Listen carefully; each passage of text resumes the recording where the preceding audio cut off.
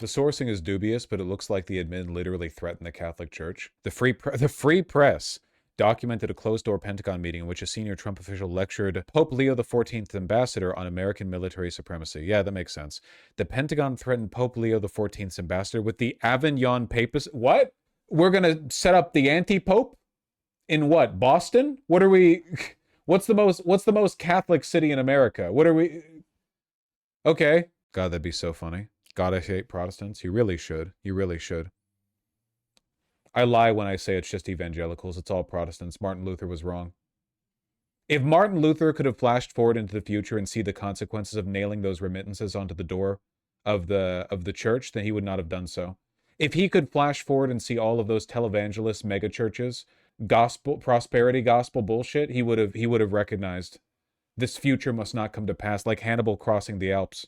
This moment may be the most remarkable moment in the long and knotted history of the American Republic's relationship with the Catholic Church. There is no public record of any Vatican official ever taking a meeting in the Pentagon, certainly none of a senior U.S. official threatening the Vicar of Christ on earth with the prospect of an American Babylonian captivity. This is a Catholic source, I assume? Letters from Leo? Yeah. You can tell it's Catholic because it's more literate than anything a Protestant would write. I'm sorry!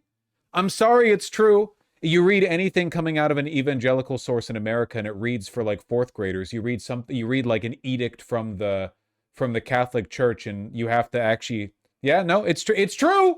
There's a reason that the qualification for becoming a bishop involves getting a master's in divinity, and the qualification for becoming an evangelical preacher is having to have fucked at least one sister. All right? Just a higher level of educational attainment.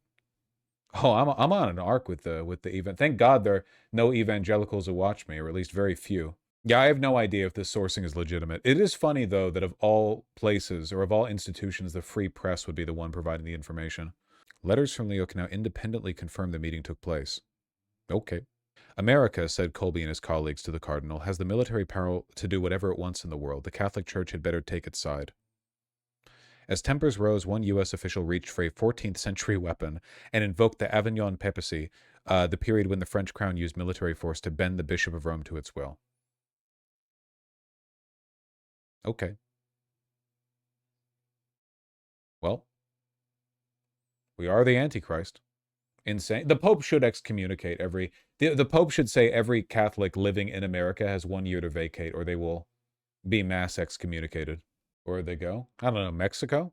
Italy? What do you want from me? Looking at this guy, the guy who threatened the Pope. Colby identifies as a realist. Don't we all? He's Catholic? That's crazy. There are no American Catholics. How are you not getting excommunicated over this? He's a convert? Oh my God, is he a Catholic convert? That would explain it perfectly. Catholic converts are just evangelicals. Does it say he's a convert? Yeah, I don't see anything about that in his personal life. Control F, big dog. I don't like Control Fing. It's so undignified. Also, no. Oh, is this reporting? Was J.D. Vance asked about this?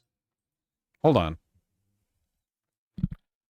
That does give it a little bit more legitimacy. Okay, X has been abuzz the last couple of days with the Free Press story saying that senior Pentagon officials in January, including Rich Colby, brought Cardinal Pierre into the Pentagon. Brought who? Cardinal Christophe Pierre into the Pentagon. I haven't seen this story, unfortunately. And essentially the reporting by the Free Press is that they told him that the American military has a lot of might and they can do whatever they want, and the church should get on its side. Does that message sound correct to you? Is that something you would sign off on? So one, I with no disrespect to the Cardinal, I don't know who Cardinal Christophe Pierre is. Okay.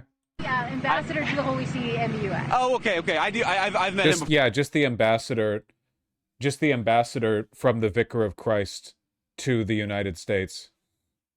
The Holy See, Sorry, I just didn't remember the name. I've never just didn't remember the name. Seen this reporting. I'd like to actually literally the earthly envoy of the representative of God Almighty on this earth. Gotcha. No big, religion I totally believe in. I converted to it like 5 days ago, by the way. Super, like committed to it. Talk to Cardinal Christophe Pierre and, frankly, to our people to figure out what actually happened. I think it's always a bad idea to offer an opinion on stories that are unconfirmed and uncorroborated, so I'm not going to do that. Jesus fucking Christ.